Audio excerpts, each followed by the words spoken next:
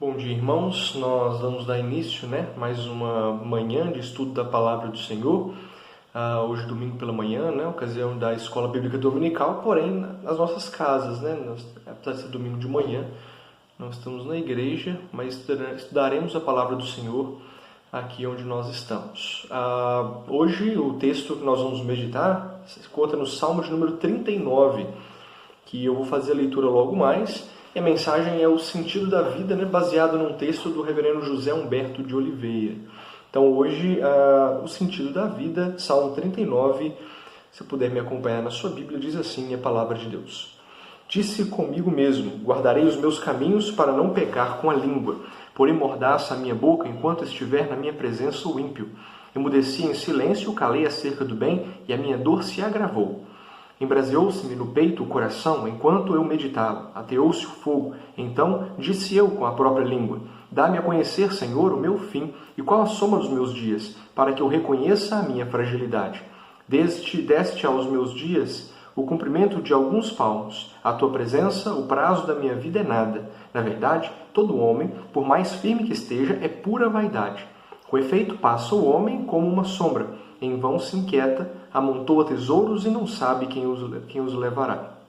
E eu, Senhor, o que espero? Tu és a minha esperança. Livra-me de todas as minhas iniquidades. Não me faças o opróbrio do insensato. Emudeço, não abro os meus lábios, porque tu fizestes isso. Tira de sobre mim o teu flagelo. Pelo golpe da tua mão estou consumido. Quando castigas o homem com repreensões por causa da iniquidade, destróis ele como traça, o que destrói nele como traça o que tem de precioso. Com efeito, todo homem é pura vaidade. Ouve, Senhor, a minha oração. Escuta-me quando grito por socorro. Não te emudeças à vista das minhas lágrimas, porque sou forasteiro à tua presença, peregrino como todos os meus pais o foram. Desvia de mim o teu olhar, para que eu tome alento, antes que eu passe e deixe de existir. Vamos orar? Te agradecemos, Pai, por essa manhã, onde podemos estudar a Tua Palavra, aprender mais de Ti. Agradecemos pela Tua Palavra que é viva e eficaz e temos à disposição para estudar, aprender e meditar nela. Abençoa-nos, ó Pai, e ser misericordioso para conosco. Fala o nosso coração. Te pedimos ainda, ó Deus, abrevia os dias dessa pandemia, para que em breve possamos, ó Deus, voltar à comunhão física com os irmãos na igreja, nas casas, na rua, onde quer que estivermos. Abençoe e guarda as nossas vidas, seja misericordioso para conosco. A oração que fazemos em nome de Jesus. Amém. Portanto, como eu disse, nós vamos ver um pouco sobre o sentido da vida. E a palavra de Deus, portanto, ela traz para nós, nesse salmo, um pouco do salmista questionando isso a Deus. Dá-me a conhecer, Senhor, o meu fim e qual a soma dos meus dias para que eu reconheça a minha fragilidade. Então, deste aos meus dias o cumprimento de alguns palmos, a tua presença, o prazo da minha vida é nada. O salmista, ele faz um pedido a Deus, como se ele quisesse deter o número total dos dias da sua vida para ter domínio sobre eles. Mas ele reconhece que para Deus a vida dele é algo simples, passageiro, é algo breve, vamos assim dizer, dentro de um ponto de vista eterno da presença de Deus. Mas ele reconhece depois toda essa realidade do agir de Deus na vida dele, e que a vida dele, apesar de breve, passageira, está dentro dos planos soberanos de Deus. Por isso, há paz.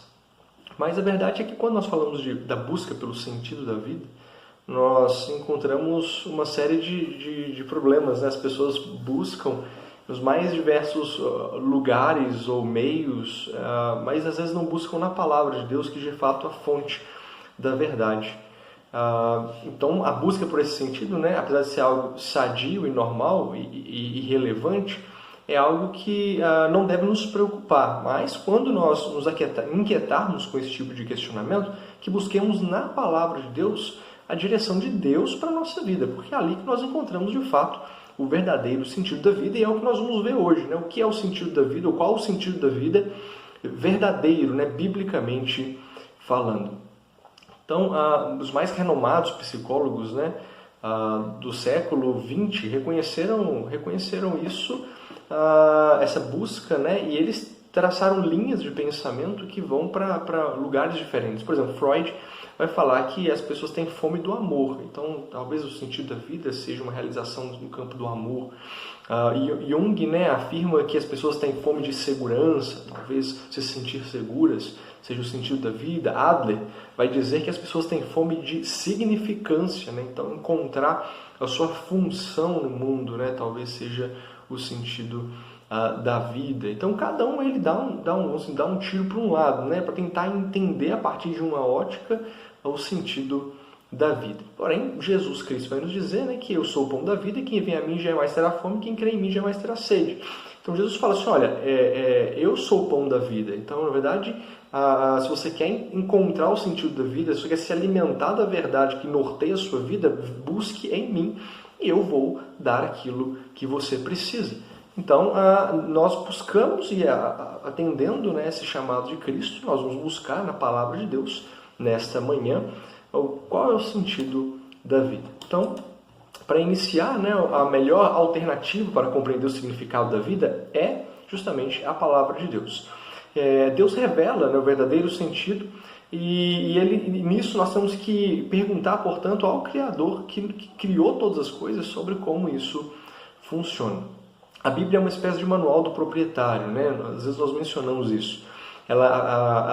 O catecismo fala que ela é a nossa única regra de fé e prática, e de fato é, porque tudo que nós precisamos para viver uma vida com propósito, com sentido, centrada na palavra, centrada na vontade soberana de Deus, está registrado na sua palavra. Então, quando nós observamos a brevidade da vida e a superficialidade das coisas que existem nesse mundo, dado que o curto tempo ou o curto prazo que elas duram, né, ao longo da nossa vida, nós entendemos que há todo um plano eterno do propósito divino sobre a nossa vida, e a Bíblia nos conduz nessa realidade. Então, tudo que fazemos aqui é visando a eternidade. Então, pregamos, comemos, bebemos, caminhamos, testemunhamos, tudo com esse pensamento eterno. Então, há uma perspectiva diferente que a Bíblia nos aponta. E a Bíblia, portanto, é essa espécie de manual do proprietário, porque você quer entender como é ser um cristão, como é a vida do cristão, você precisa ler a palavra de Deus. Você pode tentar fazer sem ler a Bíblia, mas é certeza que você vai cometer muitos erros e dificilmente vai permanecer onde deve estar. Portanto, diante disso, né, nós vamos ver qual que é a origem da vida, né? E essa origem da vida é Deus. Então, para começar, né, sobre o sentido da vida, você precisa entender a origem. Então, nada mais claro que a Bíblia nos mostra que essa origem é Deus. Então, nós não viemos do acaso, de formações do acaso, né, ou estatisticamente improváveis da natureza, né, de processos naturais. Mas ela foi cuidadosamente moldada, trabalhada e preparada por Deus. A Bíblia afirma, né, que o mundo, por sua própria sabedoria, jamais terá conhecimento de Deus. Porque sem a palavra de Deus, sem a direção que está na palavra, nós jamais compreenderemos essa realidade, né, da presença e da ação divina sobre toda a história.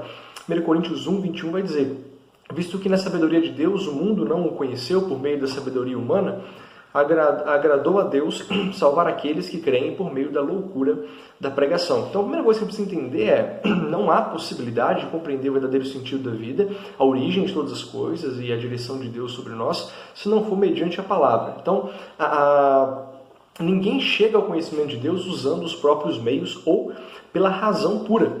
E aqui nós falamos do conhecimento de Deus para a salvação que produz a fé e gera o arrependimento. É este conhecimento que é impossível à razão humana, porque é produzido pela ação do Espírito Santo em nossa vida. Então há um chamado de Deus, né, chamado eficaz de Deus ao nosso coração, que nos move a compreender mais a Deus através da leitura, da pregação da palavra, né? Aí há uma instrumentalidade que Deus usa de alguma pessoa, né, algum cristão para isso. Depois nós temos, né, a ação efetiva do Espírito Santo nos movendo a uma disposição favorável a uma vida de fidelidade ao Senhor. Há o processo, então, da conversão, ou a ação da conversão, da transformação de Deus sobre a nossa vida. Então, esse tipo de conhecimento, né, para salvação, isso é impossível. Mas, por outro lado, a palavra de Deus vai falar sobre a graça comum. E a graça comum, ela lança luz sobre a necessidade da existência de um Deus. E a natureza, ela revela isso para nós. Então, a natureza, ela revela a existência de um Criador.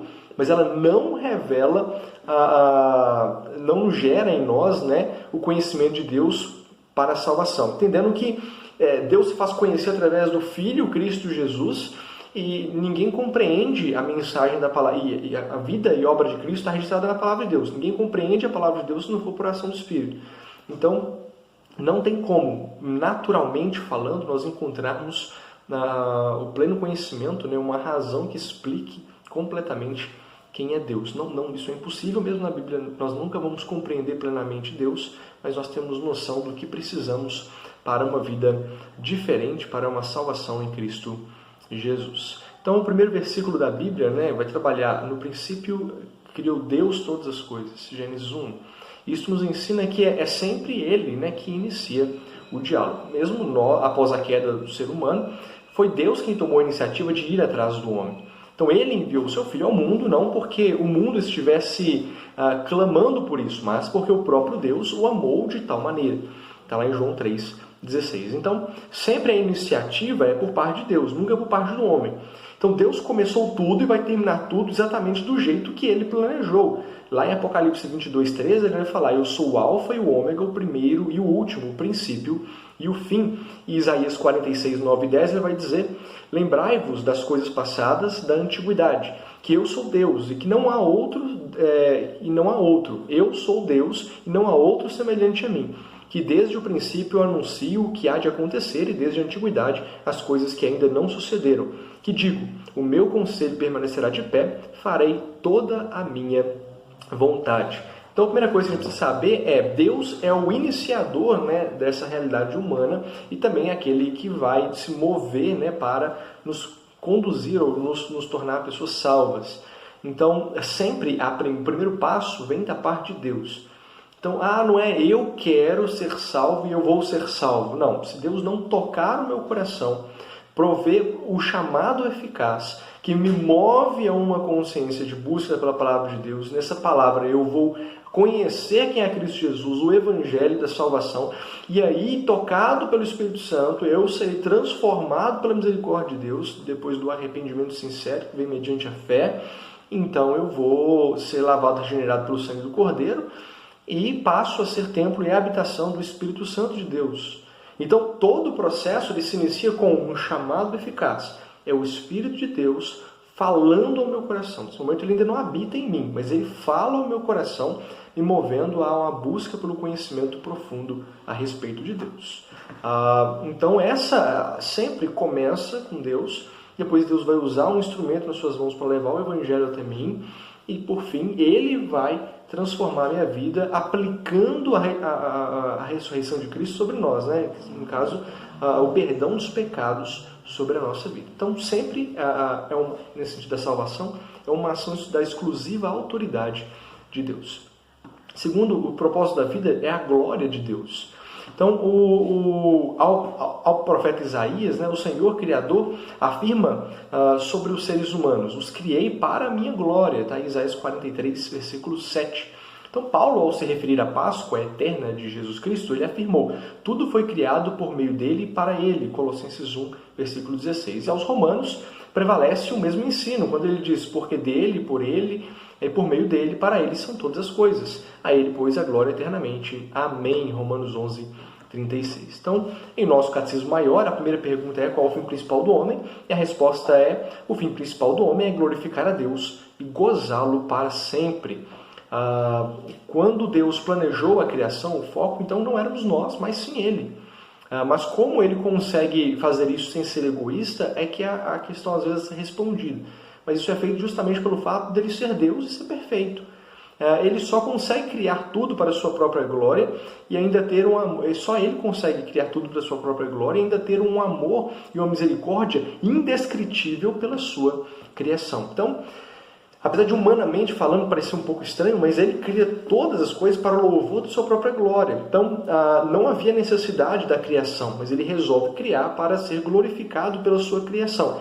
Mas isso não é egoísmo, porque Deus é soberano sobre todas as coisas. E Ele consegue fazer, né, a obra dessa maneira, com esse propósito, e ainda usar de misericórdia e de um amor que excede todo o entendimento. Isaías 57,15 vai dizer: Porque assim diz o alto, o sublime, que habita a eternidade, o qual tem o nome de santo. Habito no alto e santo lugar, mas habito também com um contrito e abatido de espírito, para vivificar o espírito dos abatidos e vivificar o coração dos contritos. Então, quando Paulo diz que todas as coisas cooperam para o bem daqueles que amam a Deus, em Romanos 8, 28, vale lembrar que esse versículo, a palavra bem, não significa o bem-estar das pessoas. Mas o contexto indica seguramente que o apóstolo se refere à imagem de Cristo Jesus, que está sendo formada nos filhos de Deus. O propósito da vida, então, não é a chamada realização pessoal ou a sua felicidade. É muito maior do que isso. Quando Deus te criou, primeiramente Ele não pensou em você, mas pensou nele mesmo. O Warren Wiersbe vai dizer assim: se você se concentrar em si, jamais desvendará o propósito da vida. Você foi feito por Deus e para Deus. E enquanto não compreender isso, a vida não terá sentido. Então, compreender o sentido da vida é compreender a razão da nossa existência. E a razão da nossa existência está a glorificar e exaltar a Deus. Então, o sentido da vida, ele passa obrigatoriamente por isso.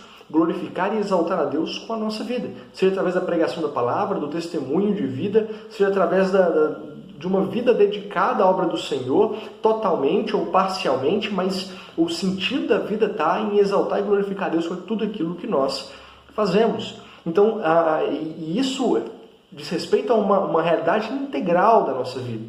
Então, se esse é o sentido da vida, eu devo glorificar a Deus em casa, no trato com os meus filhos, com a minha esposa, eu devo glorificar a Deus no meu trabalho, eu devo glorificar a Deus na igreja, entre os colegas no futebol, onde quer que eu estiver. Eu devo glorificar a Deus porque esse é o propósito, esse é o sentido da minha vida. O sentido da vida também é, portanto, a paz com Deus. Com a entrada do pecado no mundo, que trouxe a separação entre o homem e Deus, Isaías 59, 2 vai dizer: mas as vossas iniquidades fazem separação entre vós e o vosso Deus, e os vossos pecados cobrem o seu rosto de vós, para que não vos ouça. A maior necessidade do homem, portanto, depois da queda, passou a ser voltar a ter paz com o Criador. Quando Paulo declara que Deus estava em Cristo reconciliando consigo mesmo o mundo, em 2 Coríntios 5,19, ele está nos ensinando que a reconciliação é isso. Voltar a ter a amizade perdida. Era o propósito principal de Deus por meio de Cristo. Novamente, a gente busca a paz, mas quem promove a reconciliação e essa paz não somos nós. Nós somos tidos como pecadores indignos. Mas Cristo Jesus, ele consegue restabelecer essa comunicação, restabelecer essa paz, e quando nós nos entregamos a Cristo Jesus, ele aplica o perdão nas nossas vidas e ele reata o elo de comunicação entre nós e Deus. Então ele promove essa paz novamente, mas isso é Deus em Cristo Jesus. Então repara que mesmo aquilo que nos faz perder o foco da nossa vida, que foi o pecado, nos desvia do propósito real da nossa vida e que gera, portanto, uma busca pelo retorno a esse propósito, nós não somos capazes de fazê-lo por nossa própria vontade. Então, nem a natureza revela isso de maneira racional e lógica, e nem nós, pela nossa própria força, conseguimos alcançar essa realidade gloriosa da vontade de Deus, ou do propósito da nossa vida. Então, Deus, pela sua infinita misericórdia, Ele nos criou para glorificar Ele. Isso foi maculado pelo pecado, mas foi restaurado por Cristo Jesus. E todo aquele que professa Jesus como o Senhor e Salvador da sua vida, encontra, portanto, em Cristo o sentido da vida, que é a paz com Deus e a fidelidade ao Senhor para glorificá-lo para sempre. Então, a paz com Deus é o sentido da vida, porque quando temos estado estamos em condições de receber todo o favor e as bênçãos do Senhor, as promessas e a palavra de Deus são para os seus filhos, e estes vivem em paz com Deus. Santo Agostinho, ele complementa dizendo: tu nos criaste para ti, e o nosso coração vive inquieto, enquanto não repousar em ti. Então, não há paz enquanto nós não descansamos em Deus. Por isso que a gente vê assim, que a pessoa que... É muito comum a gente ver isso em velório, que é um momento ali de separação, de tristeza. E a gente vê a clareza do desespero das pessoas que não têm Jesus como o Senhor e Salvador da sua vida. Há um desespero diante da morte, porque é uma realidade para eles que é incerta. e causa desespero. Agora, para nós cristãos que entendemos a realidade da eternidade, nós temos paz. Então, cremos na ação gloriosa de Deus. E, além disso, nós ainda temos o Espírito Santo habitando em nós, que é o nosso consolador, né? Que traz, portanto, essa paz em meio a tribulações. Então, enquanto não descansamos, enquanto não repousamos em Deus, nós não encontramos a verdadeira paz, porque nós ainda não encontramos o sentido real da nossa vida. A Bíblia afirma, então, que nenhum ser humano por si tem paz. Ela é algo que sempre vem da parte de Deus. Isaías 26:3 vai declarar: Tu, Senhor, conservarás em perfeita paz aquele cujo propósito é firme, porque ele confia em ti. Percebeu como a paz está relacionada à confiança em Deus? Aos Efésios, Paulo diz que Cristo é a nossa paz. Ele fez a paz e ele evangelizou a paz. Em Efésios 2, 14, 15 e 17. E em João 14, 27, Jesus falou sobre a minha paz. Então, deixo-vos a minha paz vos dou. A palavra de Deus vai nos registrar essa realidade. Enquanto não tiver paz com Deus, o homem não terá paz consigo ou com o próximo, e por isso não encontrará o verdadeiro sentido da vida. Então, enquanto não há paz, né, consigo mesmo diante de Deus, não há propósito, não há sentido na nossa vida. Então, por que Deus criou o homem, né? Então, Deus não fez, nós já falamos que é para louvor da sua própria glória, Deus não fez e nem faz alguma coisa sem propósito. Então, ao criar o homem, nós podemos destacar 3 propósitos, né? Vamos assim dizer, tem um propósito eterno, que é glorificar Deus e exaltá-lo para sempre, mas nós podemos colocar aqui algumas outras funcionalidades, né? Desdobramentos dessas. Primeiro, nós somos criados para ser eternos. Então, Deus colocou a eternidade no coração do homem. Eclesiastes 3:11 vai dizer isso. O homem foi criado, então, para algo mais do que a roda viva da vida. Um historiador russo escreveu certa vez: dê ao homem tudo o que ele quer, e logo ele verá que tudo não é tudo. Então, a vida não termina com a morte. Crer em Jesus significa, portanto, a vida eterna. Como disse um teólogo, né, a fé orienta o homem para a eternidade. Então, o sentido da vida também é a vida eterna. Então, glorificar e exaltar a Deus. Isso é a maneira abrangente. Agora, desdobrando isso, né? Então, Deus colocou a eternidade no coração do homem. Então, isso ajuda a gente a compreender o sentido da vida, que é adorar e glorificar a Deus, porque nós começamos a ter um pensamento eterno. Então, nós tendo essa realidade de que a vida ela vai muito além do que esse aspecto temporal que nós conhecemos. Então, a vida com Deus, ela vai continuar na eternidade. Então, com base nisso, nós planejamos, trabalhamos e executamos a nossa vida diante de um ponto de vista eterno. Por isso, tudo que nós fazemos e tudo aquilo que a forma como nós agimos, como nós falamos, deve ter em mente, né? deve ser previsto essa realidade eterna. Então, eu não posso trabalhar o conceito de comamos e bebamos porque amanhã morreremos, no sentido de que vou viver, né, esbaldar na vida agora porque ela é curta. Não, a vida é eterna, então ela não é curta, então eu tenho que ter um pensamento na eternidade. Então eu não vou fazer uma besteira aqui porque amanhã não existe mais. Não, isso eu estou trabalhando uma realidade espiritual eterna na minha vida. Então, tudo aquilo que eu fizer tem consequências eternas, no sentido de que eu estou agradando ou desagradando a Deus. Se eu estou agradando a Deus, vivendo para a glória do Senhor, eu estou acumulando galardão no reino dos céus, que é para a eternidade. Se eu estou desagradando a Deus, eu estou meio estagnado no meu relacionamento com o Pai. E isso é uma perda de tempo, já que nesse mundo a nossa vida é curta. Entendeu esse aspecto diferente? Então, se eu dedico a minha vida apenas a coisas materiais, físicas, corruptíveis, eu vou me encontrar desesperado em algum momento porque não há paz nisso, porque tudo isso acaba. Mas quando eu tenho essa perspectiva eterna e eu trabalho as coisas aqui na Terra com essa perspectiva eterna, então, mesmo que às vezes eu não encontre uma realização financeira ou física, material aqui na Terra, mas eu tenho uma realização eterna que traz paz ao meu coração pela instrumentalidade do Espírito na minha vida. Então, nós somos criados para ser eternos. Segundo, nós somos criados também para ser santos. Então, quando o Senhor pede santidade do seu povo, ele declara que o motivo é a sua própria essência, né? Santos sereis, porque eu, o Senhor, vosso Deus, sou santo. Então, até a questão da santidade, né, ela parte do princípio de sermos feitos em mais semelhança de Deus, e como Deus é santo, nós também devemos o ser. A palavra hebraica para santo significa cortar ou separar. Então a ideia básica de santidade de Deus é tanto uma qualidade moral de Deus, quanto a posição em relação, ou relação entre Deus e algumas pessoas, ou coisas, né? No sentido de que Deus nos separa, nos chama para um relacionamento especial com Ele, mas além desse chamado de estarmos separados, né, nós também somos santificados por Deus, somos trabalhados, portanto, para sermos a cada vez mais semelhantes a Cristo Jesus. Então somos separados do mundo para um relacionamento especial com Deus, mas nós não saímos do mundo. Bem como nós somos purificados do pecado, portanto, a cada novo dia, que buscamos na palavra de Deus, no relacionamento com o Pai, essa vida de santidade. Então nós temos esses dois conceitos, né? Que Deus ele nos chama para um relacionamento especial, então somos santos no sentido de que temos princípios e valores cristãos para serem zelados nesse mundo, mas nós estamos no mundo, então nós aplicamos isso no ambiente onde nós estamos. Por outro lado, nós também temos essa realidade gloriosa de uma vida santificada. Então nós vamos, através da leitura da palavra, da meditação da palavra, da comunhão com Deus, nós vamos purificando, né, o nosso caráter, a nossa moral, a nossa ética, a partir do ponto de vista bíblico, cristão, cristocêntrico, né? Então há esse duplo aspecto, né? Somos santos e estamos em santificação.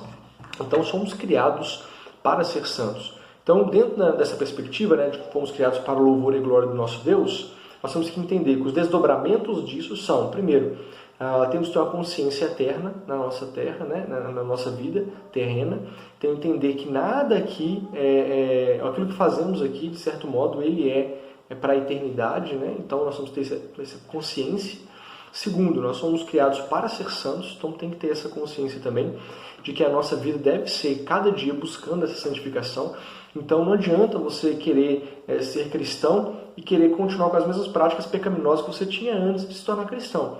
Nós somos separados do mundo, então a gente não pode ser conivente, né, com o pecado e com as coisas que desagradam ao Senhor, mas nós temos que viver essa realidade gloriosa de relacionamento com o Pai, aonde quer que nós estivermos, como testemunhas vivas. Daí a ideia de sermos sal e luz, né, que a palavra vai nos trazer. Sal e a luz, eles fazem a diferença no ambiente onde eles se encontram. Dado que o mundo jaz no maligno, né, a palavra vai fazer a analogia das trevas, a luz no meio das trevas, ela faz toda a diferença, bem como o sal. Então, faz um churrasco de picanha, né, da melhor picanha que tiver, mas não coloca sal. Pode ser a melhor carne, é mais macia, mas não vai ter aquele sabor, né? Então, como nós somos sal e luz, nós fazemos a diferença e levamos o mundo a conhecer aquilo que de fato é bom, que é a presença gloriosa de Deus. E nós somos, portanto, né, representantes, né, dessa realidade, para mostrar ao mundo como Deus trabalha a nossa vida e como é uma pessoa trabalhada pela palavra de Deus. Então, o sentido da vida, glorificar e exaltar a Deus, ele passa, portanto, pela mente eterna, né, por sabermos que fomos criados para a eternidade, somos criados para ser santos. Em terceiro lugar, somos criados para ser servos. Então, ao colocar o ser humano no jardim do Éden, né, a Bíblia afirma que o propósito de Deus para o homem é que cultivasse e guardasse, né, o jardim. Está Gênesis 2, versículo 15.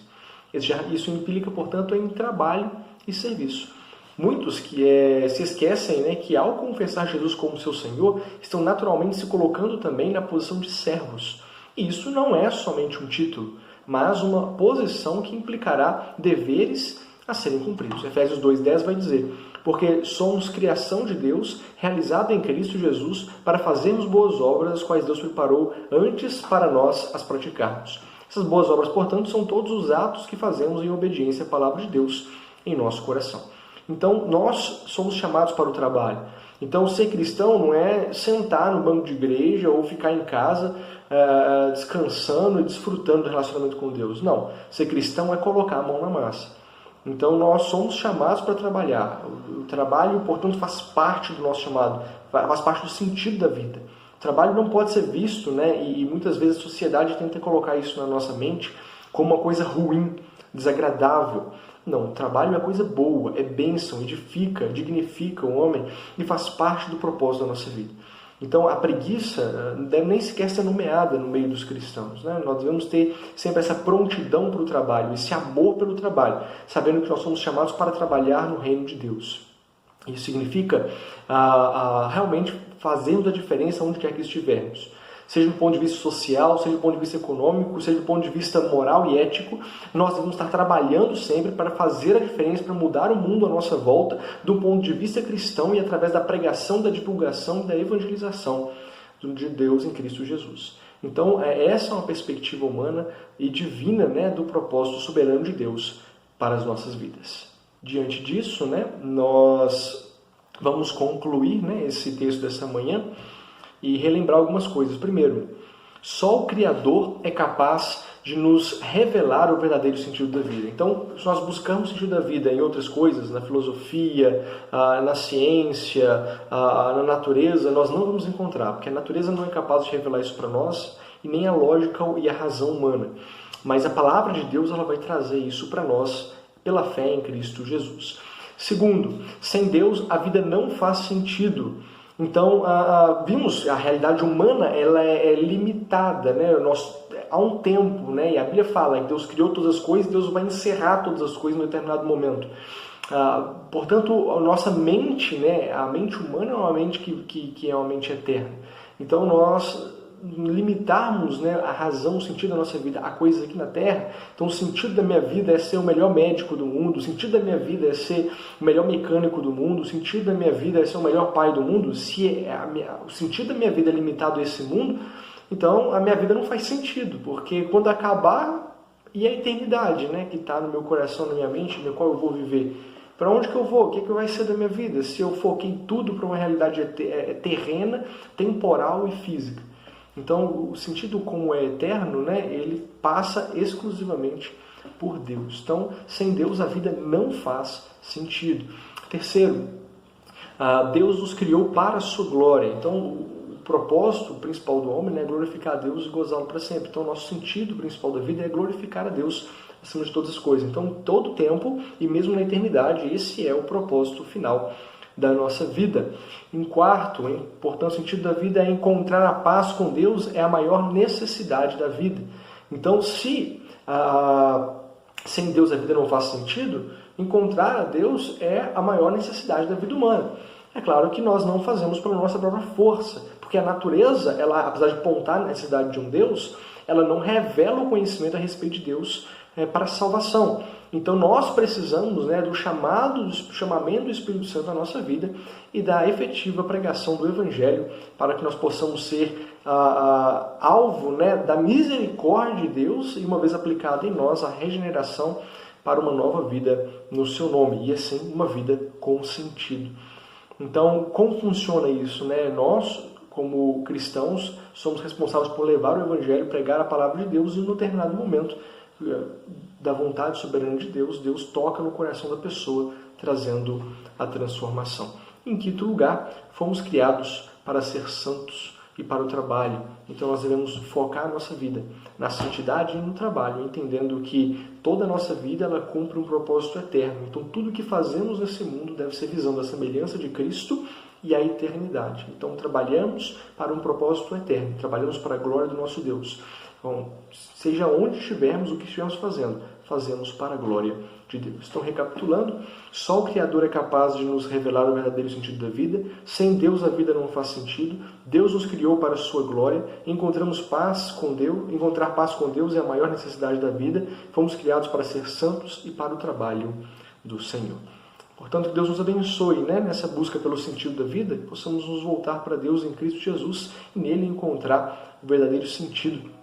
E aí também termos paz e focarmos, gastarmos ou empenharmos a nossa energia naquilo que realmente importa, o louvor da glória do nosso Deus. Deus abençoe a sua vida, Deus abençoe a cada um de nós, que possamos viver para a glória do Senhor, em espírito e em verdade, em todo o tempo, que é assim que Deus deseja e espera de nós. Vamos fazer uma oração. Pai, te agradecemos pela tua palavra, que é viva e eficaz, com a qual podemos meditar um pouco nesta manhã. Fala ao nosso coração, dá-nos sabedoria para vivermos para a glória do teu santo nome. Vimos o real sentido da vida, que é adorar e glorificar o teu santo nome, e vimos como isso se desdobra, ó Pai, na nossa vida, no nosso dia a dia. Ajuda-nos, ó Pai, a colocar em prática e vivermos em santidade e integridade para a glória do teu santo nome. Dá-nos a bênção do restante dia na Tua presença, abençoado pelo Senhor. Oração fazemos em nome de Jesus. Amém. Deus abençoe sua vida. Até a próxima mensagem com a graça de Cristo Jesus.